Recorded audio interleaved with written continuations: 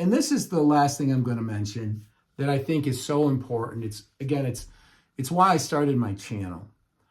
Once you know, once you let other people know about your mental health conditions, it helps them to acknowledge maybe their own and encourages them to get help.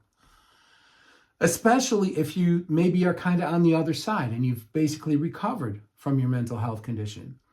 And that was what was the driving impetus for me to start this channel. I thought, it's not like I got everything perfect all the time. I don't. That would be a big fat lie. But I've recovered to the point where I can live a full life. I have good relationships with my family. I've physically in a much better place with my health. And, it did take therapy. It did take some medication. It took therapy. And it takes constant maintenance to keep myself here. But I felt like, boy, if I could just let people know, even if it just allows you guys to realize that what's going on with you.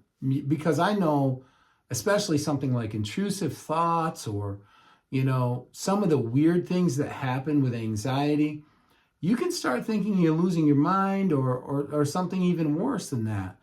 And to hear someone else talk about it and, to see that they made a recovery, I feel like that is, gigantic. And so that's another good reason to tell other people, because you'd be shocked at how many people are like, oh my goodness, yeah, I have the same thing.